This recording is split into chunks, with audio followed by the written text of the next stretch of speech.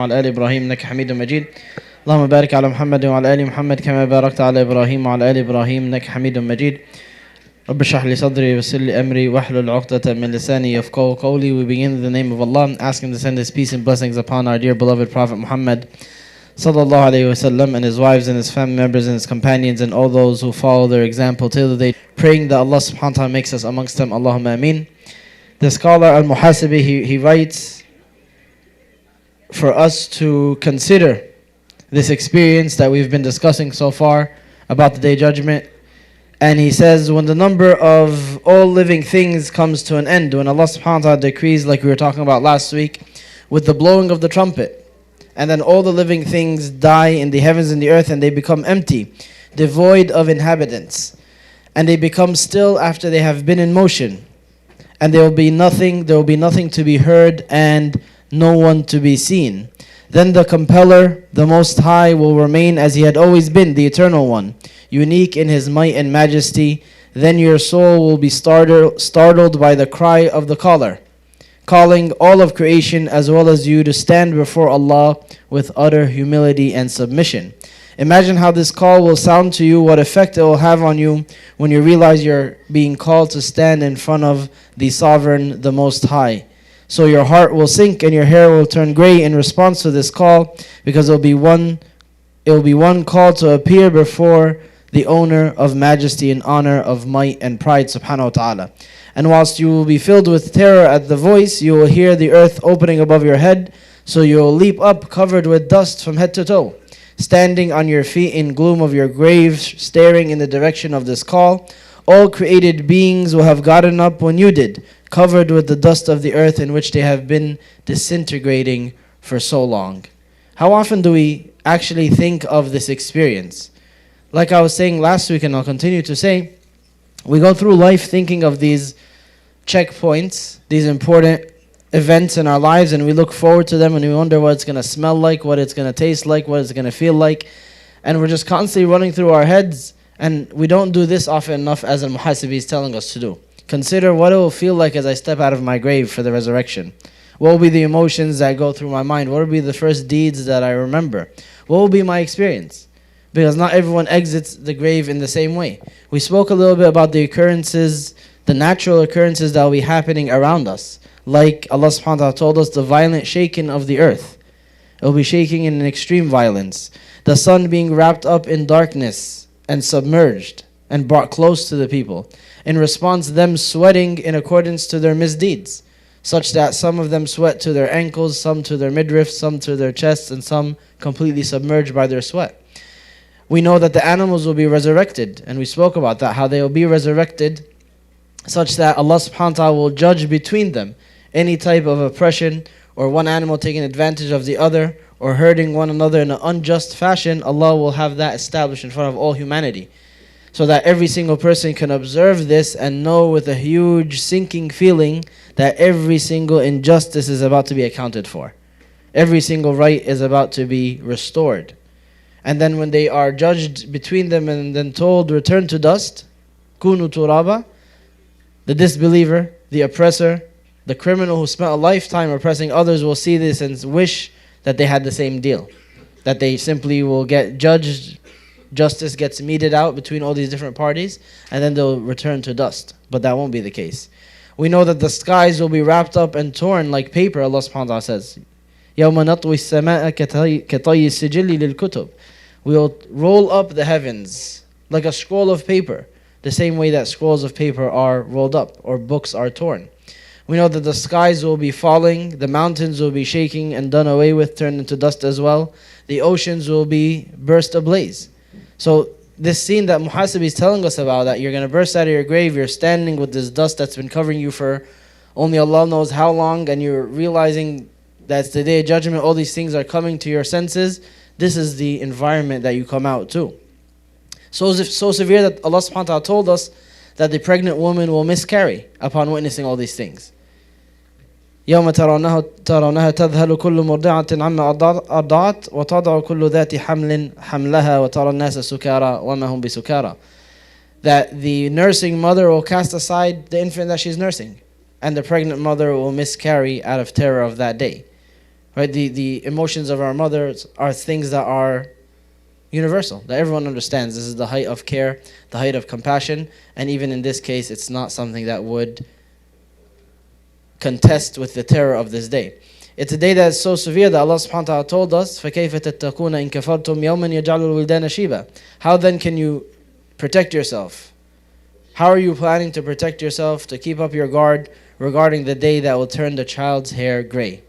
Right? A child who is not accountable, who doesn't have to answer for any halal or haram or any commands or prohibitions, but it'll put them in that state. So what about people who are actually accountable? Muslim adults like me and you. Such a severe day that he told us, sallallahu alaihi wasallam, the hadith of Aisha, يَحْشَرُ النَّاسُ يَوْمَ الْقِيَامَةِ حُفَاةً عُرَاةٌ غُرْلًا. The people will be resurrected on the day of judgment, barefoot, naked, and uncircumcised. As the Prophet sallallahu alaihi wasallam mentioned the words of Allah subhanahu wa ta'ala, وَلَقَدْ جِئْتُمُونَ فُرَادًا كَمَا خَلَقْنَاكُمْ أَوَّلَ مَرَّةٍ. You have come to us single, on your own, just as we've created you initially, in your original format, your default. So she said, Ya Rasulullah, النساء والرجال جميعا ينظر بعضهم إلى بعض. Men and women at the same time, aren't they going to look at one another? Isn't that like the first thing that would come to their mind if they're in the vicinity of each other and they're not wearing proper clothes? Right? This is such a fundamental human emotion that we all understand. You don't look at your appearance the same way if you're going to a mixed gathering versus if you're going to one of just your gender. It's like a human thing. You just by nature you're wondering, you're giving it a little bit more attention. We're hardwired to be like that. It's by design. And there's some things that are okay with that and some things that are not, right? We're told to adjust and resist with the things that are not okay. And then the things that are, it's halal just like everything else. So that is a easy to understand universal human emotion. Worried about what you look like in front of the opposite gender. Let alone if you weren't wearing clothing or not covered properly. Right? It's a very human thing that we all understand. So she asked that. And he tells her, Ya Aisha, al-amru ashaddu min an yanzuru ba'duhum ila ba'd. The matter is so much greater than that. No one cares. Can you imagine that this hardwired natural perception is overridden by the terror of that day? And that's something that we see a glimpse of in this worldly life. There's a fire somewhere. No one's going to say, get my Jordans, right, or my Yeezys, make sure they're okay. No one with a sound mind. Right? If it's a severe fire, and your person is in danger, you're in physical danger, you're not going to be concerned with items and how they look. People run out in their pajamas, right? They don't care. So this is even more severe, the Day of Judgment, where there's so much more at stake than just their physical person immediately. So even if they are completely unclothed side by side, they do not care. Allah subhanahu wa ta'ala told us, يَوْمَ يَفِرُّ الْمَرْءُ مِنْ أَخِيهِ وَأُمِّهِ وَأَبِيهِ وَصَاحِبَتِهِ وَبَنِيهِ لِكُلِّ امْرِئٍ مِّنْهُمْ يَوْمَئِذٍ شَأْنٌ يُغْنِيهِ. On that day, that man will flee from his brother, his mother and his father, his spouse and his children. For every single one of them will be a matter that completely consumes him or her. They're completely consumed by one concept, my salvation. What is going to be my eternal abode? That's what it is now, it's eternity. Where am I going to end up forever? That's enough to concern the people to such an extent. So all of this was just basically a recap of what we spoke so far. What is the point of it? Is to remember the words of our Prophet ﷺ where he said, كَيْفَ أَنْعُمُ. How can I enjoy things? How can I just like dive into blessings and get lost in enjoyments when I know all of this? When I've seen it. He even seen it, ﷺ. He's shown some of these images physically. So he's saying that having known all of this and having access to all this information makes it very difficult for me to enjoy things and just get lost in their enjoyment. Like to just completely dive into a dinner or into a party or into some accomplishment and forget everything else. He's saying this is the factor, the knowledge of the Day of Judgment, the direct perception of some of it that he was given, sallallahu alaihi wasallam, prevents me from doing that. Now that's haram, but it's a strong anchor for him, sallallahu alaihi wasallam, to realize what's important and never forget it. And likewise, we should do the same.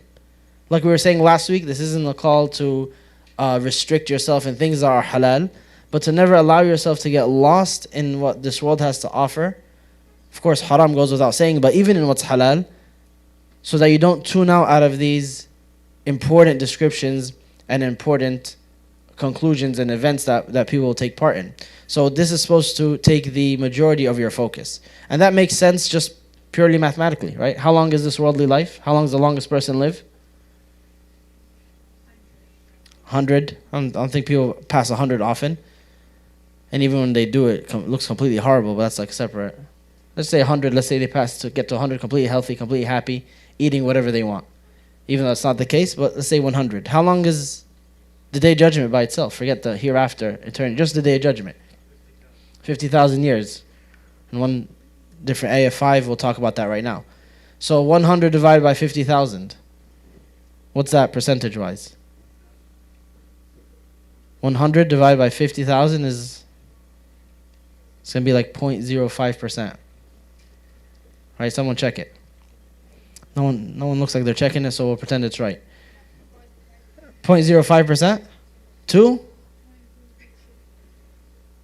Sure, I'll take your word for it. I don't know how I got 5. But anyway, the point is, if you did the math of a long lifetime, what we would consider a long lifetime, 100 years, divided by just the length of the day of judgment, it becomes a negligible percentage. What about if you divided it across the entire hereafter? What would it equal? 0. It equals 0. Any number divided by eternity is 0. So this is the wake-up call that we need. I can't give this worldly life 0 attention. Why? Because I live here.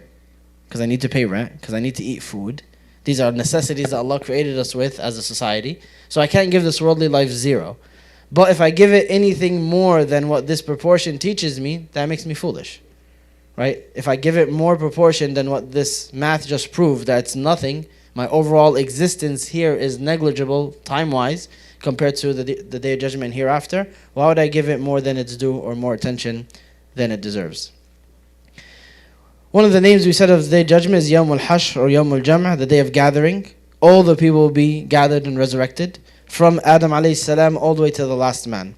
So Allah subhanahu wa ta'ala told us, قُلْ إِنَّ الْأَوَّلِينَ وَالْآخِرِينَ لَمَجْمُعُونَ إِلَى مِيقَاتِ يَوْمٍ مَعْلُومٍ. Tell them, O Muhammad sallallahu alayhi wa sallam, the very first and the very last will be gathered for an appointed time, an appointed place. Every single human being. وَيَوْمَ نُسَيِّرُ الْجِبَالُ وَتَرَى الْأَرْضَ بَارِزَةً وَحَشَرْنَاهُمْ فَلَمْ نُغَادِرْ مِنْهُمْ أَحَدًا. Beware of the day that we will blow the mountains away like scattered dust, and you will see the earth laid bare, and we will gather all humankind, leaving none behind. Right? No one will be forgotten. Every single individual will be gathered for judgment. Some people scoffed at this idea after centuries of them turning into bone and dust, and Allah subhanahu wa ta'ala told us, مَا خَلْقُكُمْ وَلَا بَعْثُكُمْ إِلَّا كَنَفْسٍ وَاحِدَةٍ. Your very creation and then your resurrection is just as complicated for all of you as it would have been if it was one man. Your original creation and then your resurrection. One man compared to all of humanity makes no difference to Allah subhanahu wa ta'ala. It's just as easy. The process is the same. So for people who scoff at it, who wonder or say like, how's that going to work? Where's, what about the people who are buried inside of like landslides or inside of buildings, or those people who did those sky burials? You ever seen those where they have like, you guys ever seen sky burials? No? Like they ground you into ground human, and then they have vultures eat you. And then they fly off and you're buried in the sky. All of those, whatever the configuration is, I forgot what religion does it, but you could look it up. Actually don't, it's disgusting, but if you're into that stuff. All of those different configurations, the hereafter is going to apply to all of them the same. It doesn't make a difference. None of these things are obstacles or hindrances or, kinks in the system of resurrection, judgment, al-barzakh. All these things are beyond our lives here. And the rules that apply here don't apply to them. So all these people who have these different perceptions, or they can't wrap their head around how these different configurations will apply to the hereafter, it's completely different. Allah subhanahu wa ta'ala, or the Prophet ﷺ told us that in the hadith where he said, رَجُلٌ لَمْ يَعْمَلْ حَسَنَةً قَطْ قَالَ لِأَهْلِهِ إِذَا مَاتْ فَحَرِّقُوهُ. A man who never did a single good deed, he tells his family, if I die, burn me alive. And then to leave half of him and disperse it throughout the land, and the other half to throw it into the water.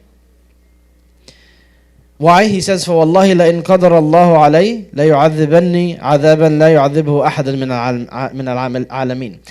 If Allah is able over me, if He catches me, He's going to torment me, a torment that He's not going to give to anyone else in the world. Like, I'm going to be in the worst of punishment if Allah subhanahu wa ta'ala is able over me. So this is why He tells them to cut him to pieces, burn him to ashes. Some of it gets dispersed along the land, and some of it gets thrown into the water. So when he dies, they do that. They burn him to ashes, they portion him off into chunks, they spread some amongst the land, and they throw the rest into the water. فأمر الله البر فجمع ما فيه وأمر البحر فجمع ما فيه. So Allah subhanahu wa ta'ala simply commands the land, give back the portions of this man, every single atom, every single shred. And it does. And He commands the water to expel every single morsel of this man's flesh, and so it does. Then He puts him together. It's that simple. ثم قال له لما فعلت هذا. He asks him, why did you do this? And he says, من خشيتك, out of fear of you, and you know better, O Allah. So Allah forgives him. Even though this is such a blasphemous action, right? He's telling his family to divide him to pieces. But why does Allah forgive him? So if you fear Allah, you could do whatever you want. The idea of splitting up a body or just doing anything because Allah will not be able to fix it, isn't that disbelief? It's a faulty idea of what Allah is able to do. He said, split me into pieces, because if Allah is able over me, if He gets me back together, I'll be in big trouble. So that's right away his idea, his concept, his conviction, what Allah could do is flawed, right? So why does Allah forgive him?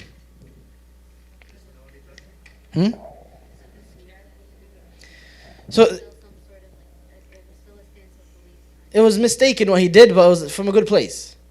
He said, I did this out of fear of you, and you know better. You know Allah. Like, I did this because I was genuinely afraid of your punishment. So it doesn't make what he did okay. Doesn't make what he did okay, but what it makes it is that it's an understandable error, right? It doesn't come from a bad place, and Allah subhanahu wa ta'ala doesn't treat everyone equally.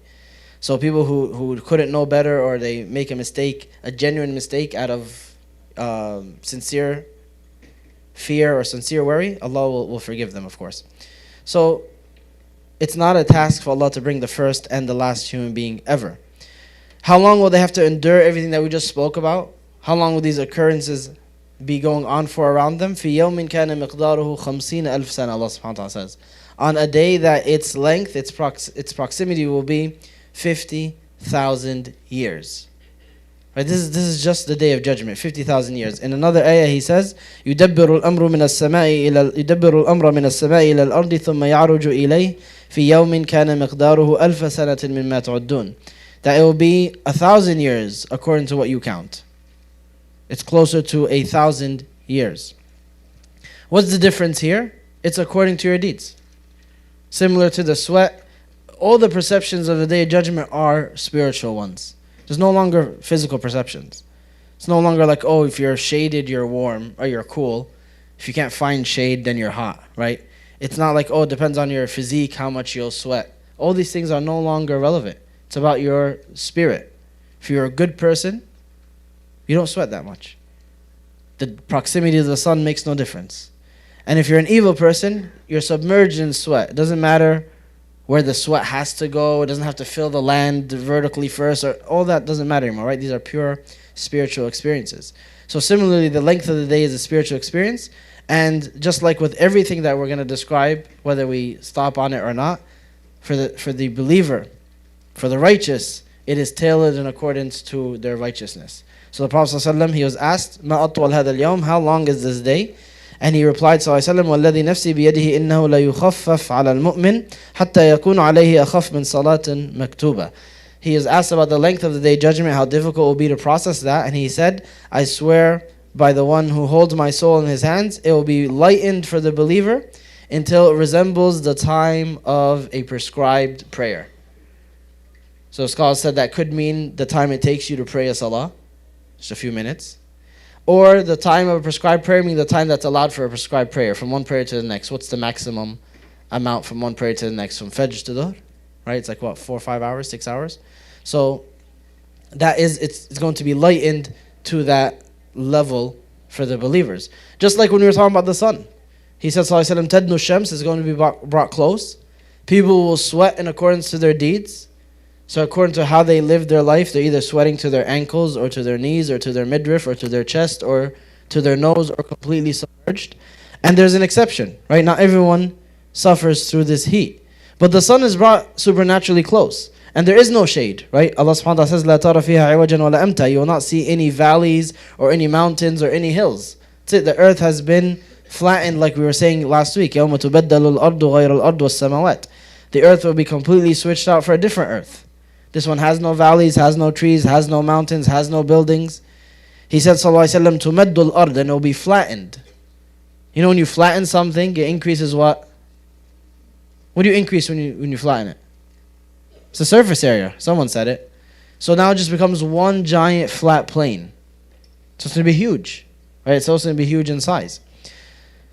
With that being said, it being flattened, having all these markers gone, he said two very interesting things that's important for us to reflect over. Number one, he said no one will have a single alam. There's no marker. Meaning there's nothing that says this is that country, this is this country, this is his home, this is his land. There's no such thing. It's all just plain, unmarked, unremarkable land that's its purpose is for you to stand for judgment. So nobody has any markers to give themselves status or merit or change one land over the other. It's all just land. The second thing he told us, sallallahu alaihi wasallam, with the land looking different like this is that there will be none of it that belongs to you. None of it that you have access to except where your 2 feet occupy. It's different. Here you go where you want, you do what you want. Here it's like, no, you're here for judgment, and that's the only purpose that will be fulfilled. So there's no shade, there's no access to different situations. It's all a spiritual reflection. They are all spiritual reflections, everything that happens to you. So in the midst of this, and the sun is close and people are suffering and there's no respite that the land offers, who are the only people who are offered shade? He said, sallallahu alaihi wasallam, سَبْعَةٌ يُظِلُّهُمُ اللَّهُ يَوْمَ الْقِيَامَةِ فِي ظِلِّهِ or ظِلِّ عَرْشِهِ يَوْمَ لَا ظِلَّ إِلَّا ظِلُّهُ. 7 whom Allah will grant shade on the day of judgment, the day in which there is no shade except His shade, or the shade of His throne in another narration, and He'll grant that shade to 7 people. Why is it significant, the shade of Allah versus the shade of His throne? Is there significance between these two narrations? Does it matter which one we choose? Yeah?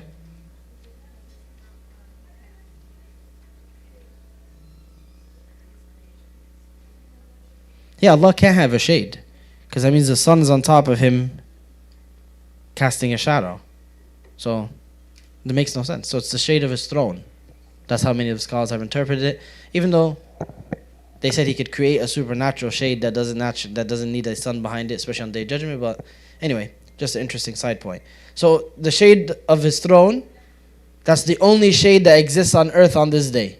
And the sun is brought supernaturally close. And you're sweating according to your deeds. So it's a very uncomfortable situation that there's no natural means of resisting.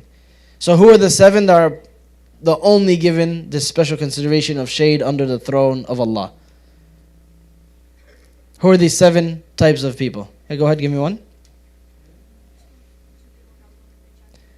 So 2 people who love each other for the sake of Allah, they meet based on that and they separate based on that. Yahya? A young man who grew up in the worship of Allah. 3, go ahead, Isma. Respecting your parents. It's a great deed, but it's not one of these in the 7. Someone else on this side? Go ahead, sit in the back. No, it's a youth that grew up in the worship of Allah, and he already said it. We have 5 more. Go ahead, sister.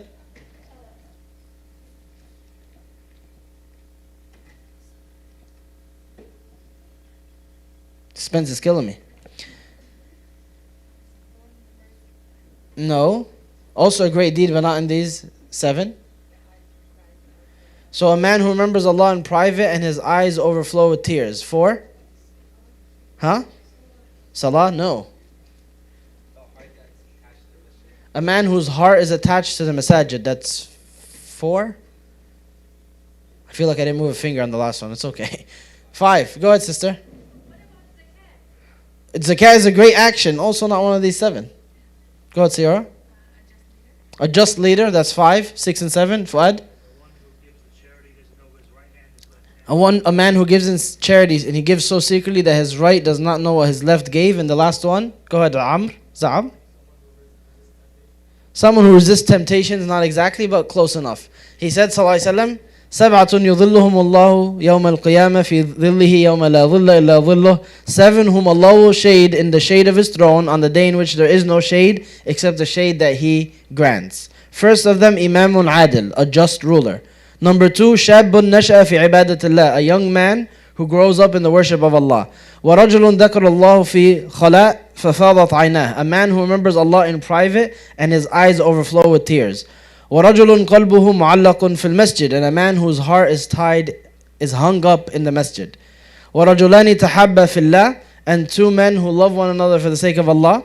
وَرَجُلٌ دَعَتْهُ امْرَأَةٌ ذَاتُ مَنْصِبٍ وَجَمَالٍ إِلَى نَفْسِهَا قَالَ إِنِّي أَخَافُ اللَّهِ, and a man who was invited by a woman of beauty and status, and he responds by saying, I fear Allah.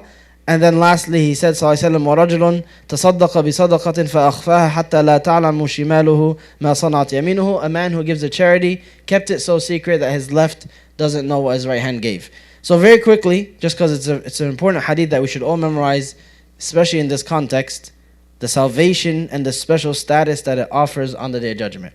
First point is the hadith speaks to males, but it's default to males and females. Right? That's an important concept in our deen in general. Anything that is addressing one gender over the other, if there's nothing within that address to indicate that it's specific to that gender only, it applies to both people all the time. Any hadith he told to a man, any hadith he told to a woman, sallallahu alaihi wasallam, any ayah that addresses either, the default is that it applies to both unless there is something that indicates otherwise. So all of these, they're gender neutral. It's a man or a woman that goes through these situations. That's number one. Number two is, what is the connecting factor between these seven people? He said 7 people who get shade on Day of Judgment when there's no other shade. And it sounds like just random 7 people. What's the connecting factor between a just ruler, a young man or woman who grows up in the worship of Allah, a person who remembers Allah in private and starts crying out of fear, a person who gives sadaqah so secretly, a person who loves the masjid, 2 who love one another for the sake of Allah, and then someone who resists zina from someone beautiful with honor and status. Yes, sister? Are they connected what? Sallallahu Alaihi Wasallam. So, not necessarily. There is some special connection that they have, which is why they are grouped in one hadith, but not necessarily a connection to the Prophet Sallallahu Alaihi Wasallam. Yes, brother? Fear of Allah. In one specific context. It is fear of Allah, taqwa, but in what context specifically? Getting closer.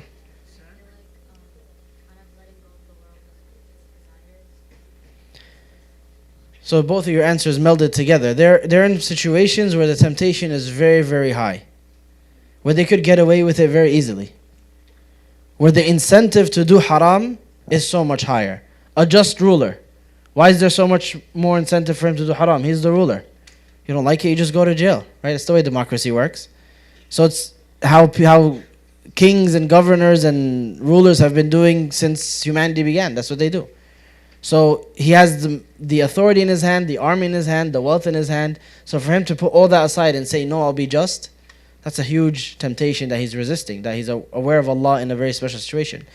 A young person, young man or young woman who grows up in the worship of Allah, I don't need to explain it to you. The amount of temptations are on the outside, the number of places you could choose to be instead of here on a Friday night, the number of comments that you have to put up with just to dress appropriately, just to act appropriately, just to pray on time.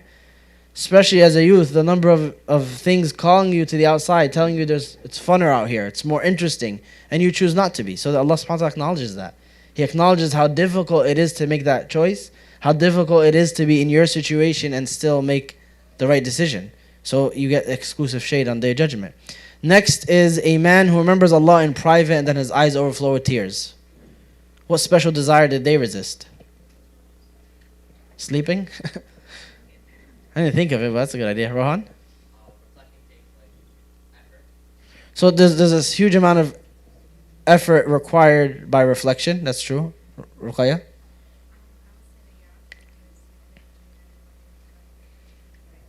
Yeah, so that's the significant detail, that he's by himself. He's not doing it because it's in a conference. He's not doing it because everyone's reminding him of Allah and it's Ramadan, it's the atmosphere. He's by himself. On his own, he's locking in so intensely, or her, and they're thinking so deeply that they become overwhelmed and they overflow with tears, even though there's no one there. There's no system to make this more conducive. It's on their own that they thought of Allah subhanahu wa ta'ala. A man whose heart, or a woman, again, this all goes both ways, whose heart is hung up in the masjid. There's 1,000 other places you could be. There's a lot of other places that are funner, that seem more rewarding. It takes a special interest in what the masjid has to offer to have your heart hung up here as opposed to anywhere else. That means you're especially interested in what this place has to offer, what it's a gateway to, as opposed to the rest of the world. Two who love one another for the sake of Allah. There's no worldly benefit in their relationship, right? It's not because he's funny, because he buys me food, because he's helping me out with something else. It's Allah. He mentioned, sallallahu alaihi wasallam, that they love one another purely for the sake of Allah. One narration mentions they meet upon that, then they separate upon that. Meaning everything that they're doing together is almost purely for the sake of Allah subhanahu wa ta'ala, pure worship. Yeah, go ahead, Ruqayya.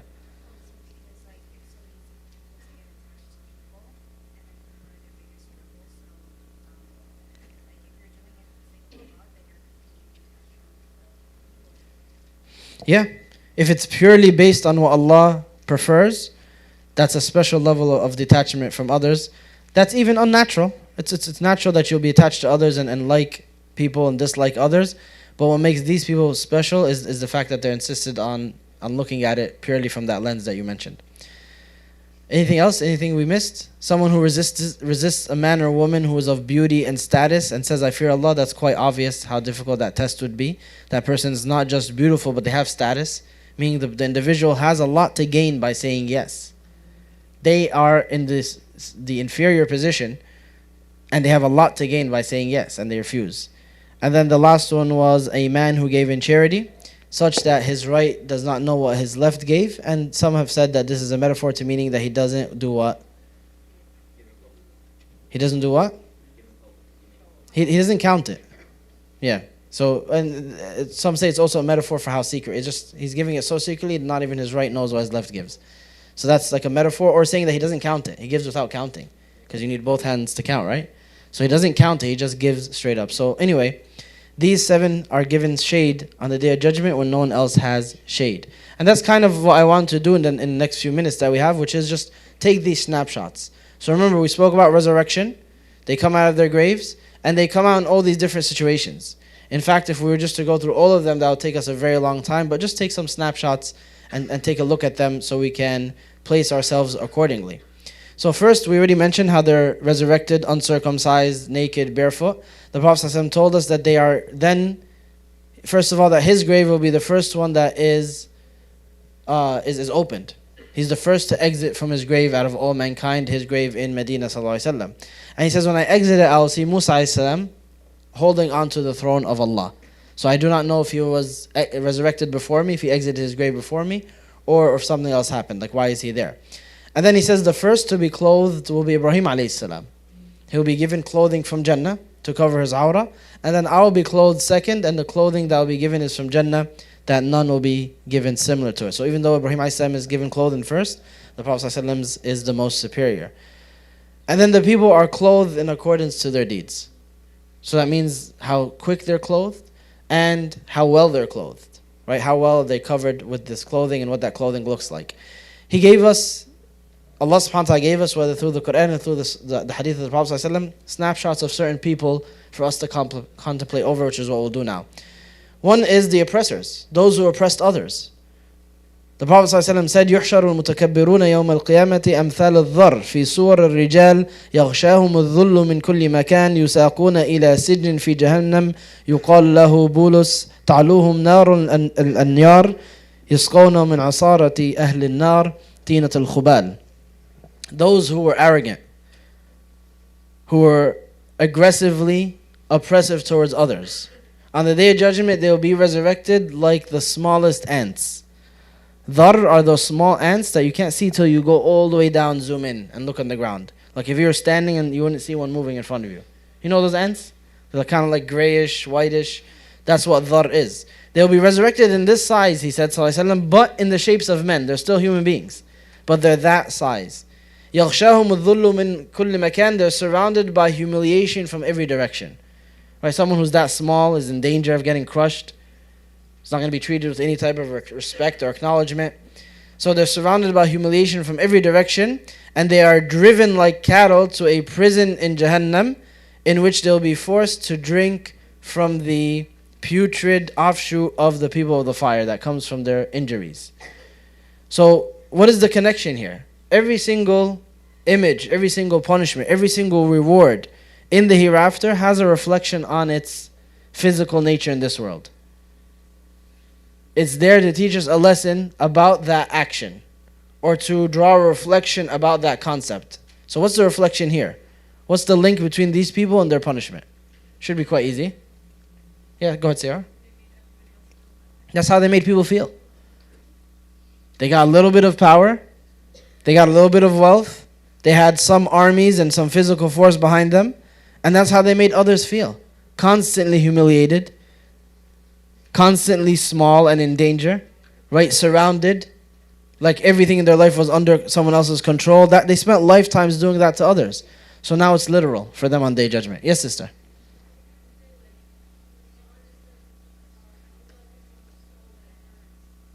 Yes. Yes, so Allah subhanahu wa ta'ala, every single soul will be compensated for what it did. That's a big theme of the Day of Judgment, where every single person will face their actions. So when it comes to this particular situation, the connection here is in how they made others feel and the constant way of life in which they approached others by making them feel small and in danger and unsafe. White Maxima, KTL 1715. White Maxima, KTL 1715. Allah subhanahu wa ta'ala says, وَلَا تَحْسَبَنَّ اللَّهَ غَافِلًا عَمَّا يَعْمَلُ الظَّالِمُونَ إِنَّمَا يُؤَخِّرُهُمْ لِيَوْمٍ تَشْخَصُ فِيهِ الْأَبْصَارِ. Do not think for a moment that Allah subhanahu wa ta'ala is unaware of what the wrongdoers do, what the oppressors do. Allah only delays them until a day when their eyes will stare in horror. So He's giving us this imagery of the oppressors. Their eyes are staring in horror. مُهْطِعِينَ مُقْنِعِي رُؤُوسِهِمْ لَا يَرْتَدُّ إِلَيْهِمْ طَرْفُهُمْ وَأَفْئِدَتُهُمْ هَوَاء. They're rushing forward out of their graves. Their heads are raised. They don't even blink. And their hearts are like bottomless voids. So this is their state of, their emotional state and their physical state as they exit from their graves. Upon witnessing all of this, they'll wish that they could ransom themselves. How can I get out of this? What can I offer to be safe from all of this? Allah subhanahu wa ta'ala says, إِنَّ الَّذِينَ كَفَرُوا لَوْ أَنَّ لَهُم مَّا فِي الْأَرْضِ جَمِيعًا وَمِثْلَهُ مَعَهُ لِيَفْتَدُوا بِهِ مِنْ عَذَابِ يَوْمِ الْقِيَامَةِ مَا تُقُبِّلَ مِنْهُمْ وَلَهُمْ عَذَابٌ أَلِيمٌ. Those who disbelieved, if they were to possess everything in the world twice over, think about all the wealth the world has to offer, times that by 2. To ransom themselves from the punishment of the Day of Judgment, it still would not be accepted from them, and they will suffer a painful torment. The Prophet ﷺ told us, إِنَّ اللَّهَ تَعَالَى يَقُولُ لِأَهْوَنِ أَهْلِ النَّارِ عَذَابًا لَوْ أَنَّ لَكَ مَا فِي الْأَرْضِ مِنْ شَيْءٍ أَكُنْتَ تَفْتَدِي بِهِ. If Allah subhanahu wa ta'ala will tell to the person who is of the least torment on the Day of Judgment in Jahannam, the least level of punishment, if you had everything on earth was in your possession and you're able to ransom yourself from it, from this punishment, would you do so? And he says yes. So Allah will respond, فَقَدْ سَأَلْتُكَ مَا هُوَ أَهْوَنُ مِنْ ذَلِكَ. I asked you for much less than that. Were you ever required to give the entire world in charity? Forget the entire world, everything that you owned. Half of what you owned, 10% of what you owned. It was never a requirement. Were you required to spend 10% of your time in worship every single day? It's just a couple of things that Allah asked for. The minority of your time. The minority of your wealth and of your effort. And then that's it. And the rest He'll give you you'll pass with flying colors if you just do that. So he'll tell this person, I never asked you for any of that. Now you're willing to give the world and twice over and all of it filled with gold and your family and ransom your children and ransom every single human being. وَمَنْ فِي الْأَرْضِ جَمِيعًا ثُمَّ يُنْجِيهِ. So your tribe, your wife, your child, your parents, and all the people on earth if that meant your salvation. Never asked for any of that. It's never what you were required to do. So of what value is this feeling now and is this commitment, this conviction now? It's useless, right? Allah subhanahu wa ta'ala tells us that they will be told, you were asked for much less than that. أَلَّا تُشْرِكَ بِي, that you do not associate partners with me. فَأَبَيْتَ إِلَّا أَن تُشْرِكَ, but you refused except to take that path in life. Allah subhanahu wa ta'ala tells us, يَخْرُجُونَ مِنَ الْأَجْدَاثِ سِرَاعًا كَأَنَّهُمْ إِلَى نُصُبٍ يُوفِدُونَ. They rush out of their graves in a hurry, as if they are rushing towards a flag a banner that's been planted, like they would rush to rally around it. Or another meaning of نُصُبٍ يُوفِدُونَ is like idols. The way that they go rush out of devotion for these things, that is how they'll come out their graves, but not in devotion or not for any other reason except for judgment. He told us also about the oppressors. وَنَحْشُرُهُمْ يَوْمَ الْقِيَامَةِ عَلَى وُجُوهِهِمْ عُمْيًا وَصُمًّا عُمْيًا وَبُكْمًا وَصُمًّا مَأْوَاهُمْ جَهَنَّمْ كُلَّمَا خَبَتْ زِدْنَاهُمْ سَعِيرًا. We will resurrect them on the day of judgment on their faces, blind and mute and deaf. So the Prophet ﷺ was asked, how can people be resurrected on their faces? What does that even mean? And he responded, sallallahu alayhi wa sallam, إِنَّ الَّذِي أَمْشَاهُ عَلَى رِجْلَيْهِ فِي الدُّنْيَا قَادِرٌ عَلَى أَنْ يُمْشِيهِ عَلَى وَجْهِهِ يَوْمَ الْقِيَامَةِ. The one who causes you to walk upon your feet in this worldly life can decree that you will now walk on your face in the hereafter. So how will people be resurrected on their faces? The Prophet responded, Allah is able to do all things. Remember what we were saying earlier, like the idea of it having to make sense, physically having to check out rules of physics, all this stuff doesn't apply anymore. It's the hereafter. So Allah subhanahu wa ta'ala, the way that certain creatures slither on their bellies or walk on some different configuration, He'll do that to some people on the day of judgment. They'll be resurrected on their faces, blind, mute, and deaf, despite having the ability to speak or to hear. Some of them will ask, why are we being resurrected in this fashion? لِمَ حَشَرْتَنِي أَعْمَى وَقَدْ كُنْتُ بَصِيرًا. Allah subhanahu wa ta'ala tells us, Surah Taha, why am I being resurrected blind, this person will ask, when in the worldly life I could see just fine. And then it will be responded to him, كَذَلِكَ أَتَتْكَ آيَاتُنَا فَنَسِيتَهَا وَكَذَلِكَ الْيَوْمَ تُنْسَى. Thus you received our signs, all the reminders, all the things that people tried to say to you. You received them with a blind eye. You received them with deaf ears. You received them with a closed heart. So today you'll be resurrected in that physical fashion. May Allah protect all of us. He described to us those who specifically they withheld zakah, whether it was gold or silver or animals. Those who were dishonest in collecting zakah. Back then they used to appoint someone, he goes around the fields and collects people's wealth. And then also the one who stole from the spoils of war, who did ghul. Those people are resurrected with the items that they withheld, tormenting them. So we didn't do it with the second group. Those who are resurrected on their face, or deaf, dumb, and blind. What's the connection between the nature in which they're resurrected and the nature of their sin? Kind of already said it with the ayah, but what do you think? Yes, Yasin. Huh? What difference did these faculties do for you? You could see really well, you could hear really well, you could understand, you could speak, and at the end of a lifetime, it's being told to these people on the day of judgment, you had the ability to do these things that animals didn't have. What difference did it make for you? What do you have to show for all of it? Nothing. So you're resurrected without these faculties. Yeah, Isa. So that's the connection here. Well, these things didn't make a difference, so you were resurrected without them, because what difference did it make when you had them? In this worldly life, nothing.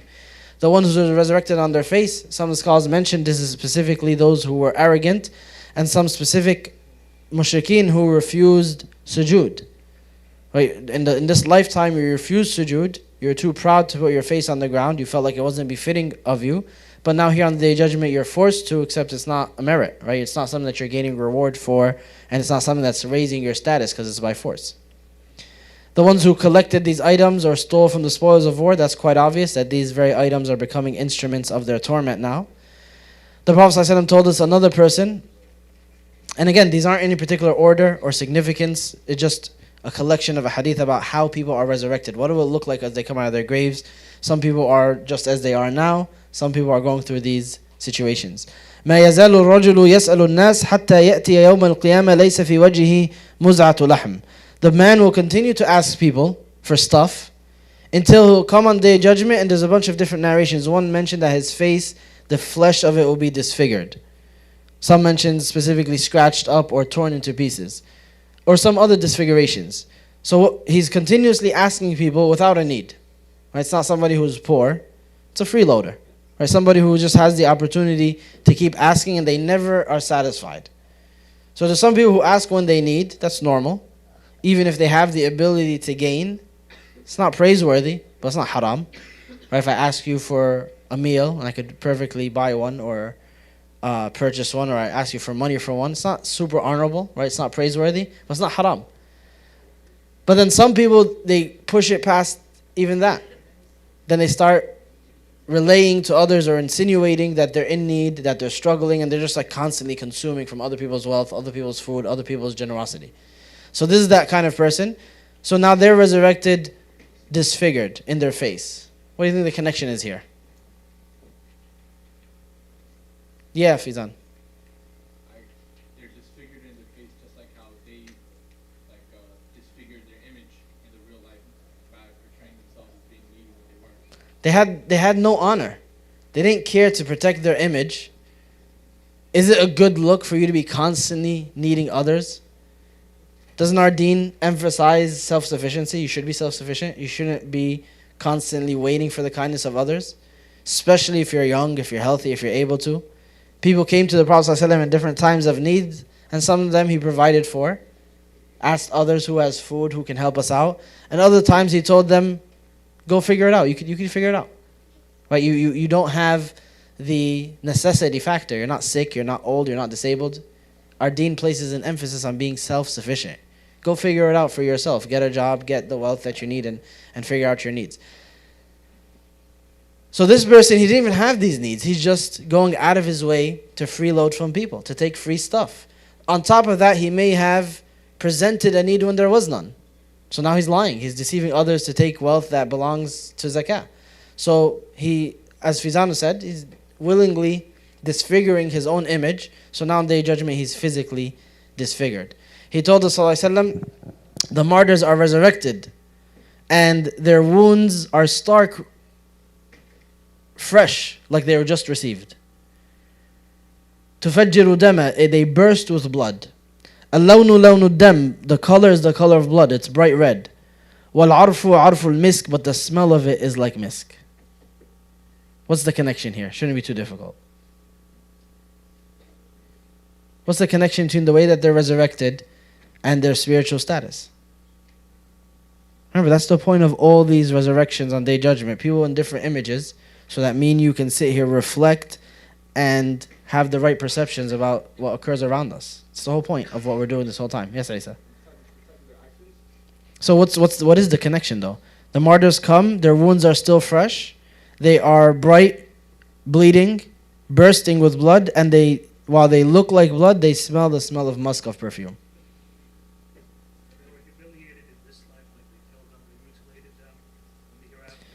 So these are very, very gruesome. Yeah, go ahead, sister.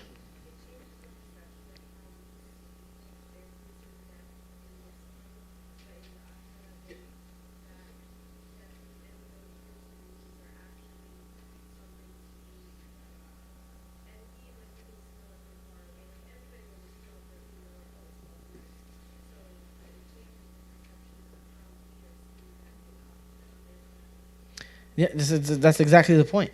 Over here, you see pictures of martyrs. We're seeing the martyrdom on our feeds non-stop for the last year plus.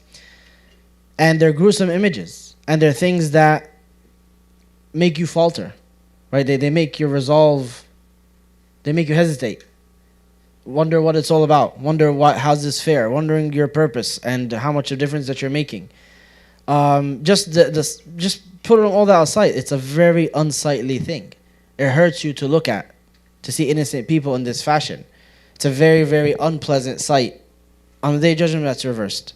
And the Prophet ﷺ told us they are approached and they are asked, why are you like this? How come no one else is being resurrected like this?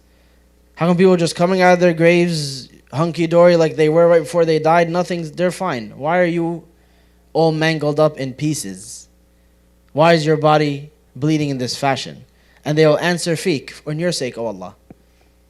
I lived my life for your sake, and this is what it led to. Meaning, if I didn't choose that, if it wasn't for your sake, I could have avoided this, but it was for you. So it's a reversal of our perception. Because everybody will see that now and realize these people came out ahead. That they may have not had the weddings we had, they may have not had the birthdays we had, they may have not had the comfort we had, or the warmth, or the food, or the drink.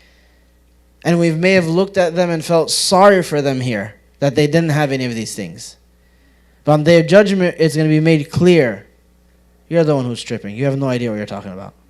They come out ahead. They're graduating today. And then you, with all of that, the luxury, the amenities, the food, the drink, the cars, the comfort, the parties, the milestones throughout your life, all of that has nothing to show for. That is like a distant dream that, wait a second, that was nothing. None of that stuff mattered at all. All the stuff that we felt sorry for them for missing out had no effect, had no bearing on the hereafter, on forever. It was a glimmer, a snapshot in this life that began and end immediately and has no meaning. And the hereafter this is one of the main points of the hereafter, the complete reversal and fixing of perceptions. Some people have it here. They're smart. Their heart is awake and they realize it here. So whatever happens in front of them, they adjust immediately. The hereafter is going to be different. It's going to fix all of this. And other people, they'll only wake up in the hereafter. They're going to have all these same exact realizations, but on the day that it makes no difference and you can do nothing differently. So the martyrs come out and people see them and they realize, as the Prophet ﷺ said, that it was them that came out ahead by giving it all up for the sake of Allah subhanahu wa ta'ala, and then they will wish that they could have their spots switched. That it was them, people of luxury, of amenity, of comfort, who went through physical disfigurement or hardship. May Allah subhanahu wa ta'ala accept the martyrs and raise their ranks. Allahumma ameen. He told us in another hadith, Al-mu'adhinuna atwalu nasi a'naqan yawm al-qiyamah. Those who give the adhan, the mu'adhins, they will have the longest necks on the day of judgment. What does this mean? What's praiseworthy about walking around with a really long neck? Like, it's not something that people get excited for, right? They get resurrected like giraffes. What's up with that? What's special about that? Yes, sir. Who's that? Mohammad? Okay. On the right track. Not necessarily in front of your creator, but in front of others. So they're going to come and everyone's going to see them. That's the mu'adhin that used to call us to prayer. It's status. Right? It's a sign of status that this is the person that used to call everyone else to salah. Everyone else now sees him and flocks around him, similar in the hereafter. He told us in one hadith that every single trader will be resurrected with a flag behind them, sticking out and saying, so-and-so, the traitor of so-and-so. The person whose trust that they betrayed, who they're supposed to have their back physically, militarily, financially, politically, and then they betrayed them. So the same way that they let this person down in a position where they needed their help in front of others, now everybody knows that this person is a traitor, has no trustworthiness. He said, sallallahu alaihi wasallam, every person who has every person who has two faces, who greets people with one face and then separates with them with another, meaning they have different personalities. Like they'll be your friend in front of you, and then with another group of people, they'll hate you. They'll pretend to be helping you in one setting, and then as soon as they get the opportunity to harm you, they'll do so. He said everyone who operates in this fashion will have the worst of standing, they'll be in the worst of gatherings, they'll be resurrected in, and he'll be given a tongue of fire. So this is all pre-judgment. This is how people are resurrected. Allah subhanahu wa ta'ala told us, Ya ayyuha alladhina amanu taqullaha wa dharu ma baqiya min al-riba in kuntum mu'minin. O you who have believed, fear Allah subhanahu wa ta'ala and abandon whatever remains of usury, of riba. Do not engage in it financially. فَإِن لَمْ تَفْعَلُوا فَأَذَنُوا بِحَرْبٍ مِّنَ اللَّهِ وَرَسُولِهِ. If you do not refrain from engaging in riba, then hear this announcement of warfare against Allah and His Messenger. That's you declaring war against Allah and His Messenger if you're refusing to leave riba. Abdullah ibn Abbas says about this verse that this person comes out of their grave, the person who engaged in riba, in usury and interest, they come out of their grave and they're given weapons in their hands and told, get ready, Allah subhanahu wa ta'ala, you're going to war against your creator today. So this is what they come out to in their resurrection. Despite all these scenarios, and there's more, of course, the righteous will have their protection. So I already mentioned the shade. So the special protection that they have in the shade that's granted them on the Day of Judgment. But in general, everything that we spoke about, the oceans and the mountains and the animals and the shakings of the earth, all of the terror that is caused by these things will be tailored. It's not going to be, you're going to be immune to it. But the righteous people, even when they come out, these sights in and of themselves, they're fantastic sights. They're extreme sights. They're nothing like this world has ever shown or occurred in before. So people will naturally be shocked and afraid. But that ultimate terror, that ultimate fear will be comforted by Allah subhanahu wa ta'ala for the righteous. إِنَّ الَّذِينَ سَبَقَتْ لَهُم مِّنَّا الْحُسْنَى أولئك عنها مبعدون لا يسمعون حسيسها وهم فيما اشتهت أنفسهم خالدون لا يحزنهم الفزع الأكبر. Allah subhanahu wa ta'ala says, those who good has proceeded from us for them, we've decreed that they'll be righteous, they'll be far removed from the hellfire, and they shall not hear the slightest sound of it from the hellfire, while they abide in what that they themselves desire, and the greatest terror will not grieve them. This great terror of all these occurrences happening at once will not grieve them. Allah subhanahu wa ta'ala will cause them to be comfortable, right? To be comforted in the middle of all this. They say about themselves, why do they give charity? Why do they tread this path? Allah subhanahu wa ta'ala says, they say in Surah Al-Insan, إِنَّا نَخَافُ مِن رَبِّنَا يَوْمًا عَبُوسًا قَمْطَرِيرًا. Verily we fear from our Lord a day that is difficult and distressful, that will make faces look horrible. They'll all be grimaced. They'll all be frowning. So we fear that day. So Allah responded to that fear by saying what? فَوَقَاهُمُ اللَّهُ شَرَّ ذَلِكَ الْيَوْمِ. Allah protected them from the evil of that day. He's comforting them from that fear. He told us ﷺ that the believers are brothers and sisters. They look out for one another. They don't lie to one another. They don't betray one another. They help one another out. And then he said, ومن كان في حاجة أخيه كان الله في حاجته ومن فرج عن مسلم كربة فرج الله عنه بها كربة من كرب يوم القيامة ومن ستر مسلما ستره الله يوم القيامة. Whoever now helps a Muslim out, Allah subhanahu wa ta'ala will help them. Allah will be in your aid as long as you're in the aid of your brothers and sisters. And whoever relieves a Muslim of a single distress, Allah will relieve them of one of the distresses on the Day of Judgment. So one of the things that we just mentioned, imagine if you just help your sister carry something up the stairs, or help your brother figure something out that they need help with, pick something up or move something. And through that, just one of the things that we just talked about, one hadith gets cancelled out. The sun moves up 100 more feet from your head. The sweat level goes down. Instead of from your midriff or your nose, it goes down to your neck. Is it worth it? It's a worth it opportunity, right? So the transaction is worth it, where you just invest in a little bit of good, and then you gain the reliefs that you will desperately need on the Day of Judgment. Whoever relieves a Muslim of any hardship, Allah will relieve him of the hardship on the Day of Judgment. Then he said specifically, sallallahu alaihi wasallam, and whoever conceals a Muslim, conceals the faults of a Muslim, hides something evil that they did, Allah will hide their evil, their faults, their sins on the Day of Judgment. Go out of your way to not expose people. Go out of your way to make sure they're as hidden as possible. That I'm going to make sure that no one knows that this is something that you've did or something that you're ashamed of. I'm going to go out of my way to keep that as hidden as possible and do my best to not only hide it from others, but to help you stop doing it. How about you take that approach for a change and see how that will reciprocate from Allah subhanahu wa ta'ala, who is as-sitir. He's the concealer, the one who conceals all faults, and he'll never be outdone. And him saving you from the default of the Day of Judgment. Remember last week we said the default is a public expose. It's a public trial for everybody. Another mention of the resurrection of some people, in the good sense, he said, sallallahu alayhi wa sallam, مَنْ كَظَمَ غَيْظًا وَهُوَ قَادِرٌ عَلَى أَنْ يُنَفِّذَهُ دَعَاهُ اللَّهُ سُبْحَانَهُ على رؤوس الخلائق يوم القيامة حتى يخيره من الحور العين ما شاء. Whoever suppresses their rage, so they're really angry, and on top of that, وَهُوَ قَادِرٌ عَلَى أَنْ يُنَفِّذَهُ, he's able to express it. You know, someone makes you angry and they're too fast for you to catch, and you say, I forgive you, it doesn't really count. You just can't catch them, right? That happened in the time of Umar, where somebody, no, it wasn't the time of Umar. I forgot where it was chronologically, but the point is, somebody stole somebody's turban. So he chased after them. And after like a couple minutes of chasing after them, like he just puts his hand on his knee, he's panting, he's like, I forgive you for the sake of Allah, and I expect a reward with Allah. That's not how it works. Like the only reason you're forgiving them is because you weren't able to catch them and clock them, right? So now it's like all of a sudden, you know what?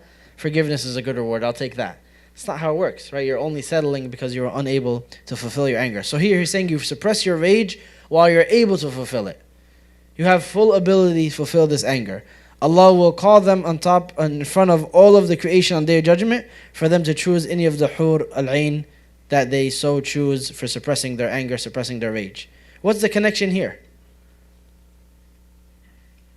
Is there a connection between the action and the reward? Someone different? Let's try it out. Different crowd. There's a lot of people here.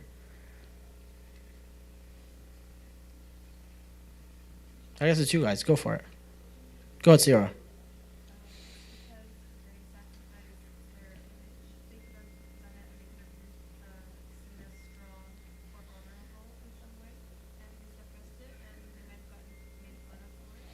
That's usually how it goes, right? It's your friends who are all gonna go, oh, you got dissed in front of everybody, world star, right? They're just gonna like completely egg you on to do something, and if you don't, you're a loser, and they'll make fun of you, or they'll tell everybody. There's so much pressure to act up at that moment, to say things, to do things. So by choosing not to, suppressing your rage, not reacting, you're going to sacrifice all of that. Now they're going to say you're a coward, you're a loser, especially if you're a male, but in general, right? So Allah subhanahu wa ta'ala recognizes how much that costs. So on Day of Judgment, you get up in front of everybody, choose your reward, and it's announced, this is why this person is getting rewarded. The scariest thing, and that should always be on our mind, if you forget all of these narrations and all these different types of these different types of resurrections, then the one narration that should be cemented in your mind, at the forefront of your thoughts every single day, is the Prophet ﷺ's wording when he said, يُبْعَثُ كُلُّ عَبْدٍ عَلَى مَا مَاتَ عَلَيْهِ. You are resurrected upon what you died doing. So the person exits their grave, that initial entry into the hereafter, into the next world, is with the first action, is the last action you did in this worldly life. During his time, when he made Hajj ﷺ, a man was struck in his face by his camel, so he died. It killed him. So he told them ﷺ, اغسلوه ولا تقربوه طيبا ولا تغطوا وجهه فإنه يبعث ملبيا. He says, wash him, shroud him the way we normally do, but don't cover his face, right? That's one of the rulings of ihram. And don't put perfume on him, because that's also one of the rulings of ihram. He's going to be resurrected saying, labbaik Allahumma labbaik. Oh Allah, here I am at your service, as they do in Hajj. He's going to be resurrected saying that exact thing and doing this exact thing. Similarly, we've seen with the martyrs that they're resurrected in that same state. So, how am I going to enter into the hereafter is not a mystery. It's how I'm going to exit from this world. And there's nothing that will do more for you than to speak for a few minutes with somebody who's an undertaker. Someone who goes to pick up these bodies in their last states. So, they'll tell you, people who, for example, they literally couldn't get the TV remote out of their hands. Like it just sealed in there. Like they couldn't pry it out of the person's hands. No one knows why. Some, bodies freeze up after they die, then they unfreeze after like 12 hours. Say it doesn't make a difference. Like we're like 18 hours later, it's rock hard, just grabbing onto the remote. They died watching TV. That's going to be their entry into the hereafter, right? Flipping channels. People that they pick up from bars. Right, Muslims that they pick up from bars, and in their hands is a bottle, and that's how they exit this worldly life. And God forbid they'll enter the hereafter mid drink, right, mid TV show. So if the person, as Ibn Mas'ud radhiyallahu anhu, he says, if the person wants to be wise, the believer dies between two good deeds, one that they just performed and one that they're about to perform. They're planning. They're in the midst of setting up this next good deed, going to this next place of good, and they just finished one of them. So that way, if death ever catches them, it's going to be in the middle of this process. It's not going to be in one of the holes between it. No, they're always mid-process. So that's an attitude that we must have.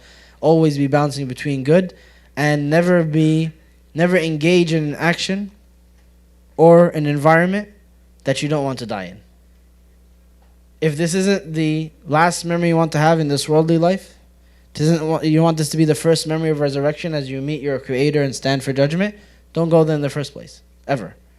There's no way that I'll be caught dead here, right? No pun intended. That's the whole idea. I won't be caught dead in this place. There's no way I'll die in this environment, with this gathering, or with these surroundings. A lot of what we'll be talking about, if you haven't noticed since the last couple of weeks and moving forward, it's going to be a lot more serious, a lot more anxiety-inducing, a lot more, shaming and guilting and causing us to be afraid. But that's the purpose of the Day of Judgment. Bear with me. We need this. And there's still things that are encouraging in between, but it's a lot less of a jovial talk than what you're used to maybe. But we need that. The Day of Judgment, this is the kind of talk that has to always be, because it's that anchor, that reel back, that brings you back in times when you need that. The Prophet ﷺ narrates that Allah subhanahu wa ta'ala says, it's a hadith Qudsi, that he's narrated to have said, subhanahu wa ta'ala, Allah subhanahu wa ta'ala swears, by my glory and my majesty, I will not allow my servant to experience fear twice or security twice. You're not going to be afraid 2 times and you're not going to be secure 2 times. It's 1 and 1. It's only 1 fear and 1 security. If he feels safe from me, secure from me in this world, I will cause him to feel fear on the day when I gather my slaves together. But if he fears me in this world, I will make him feel security on the day when I gather my slaves together. You're going to be afraid once and secure once. You got to distribute it accordingly between this world and the hereafter. So I'll take the fear here and the security there. Because security here, then fear there is useless. Right? It's disproportionate. It's not a wise toss-up. May Allah subhanahu wa ta'ala grant us well-being and safety and resurrect us in the most pleasing fashion, in the fashion that's very pleasing to Him, and make our entry into the hereafter a grand homecoming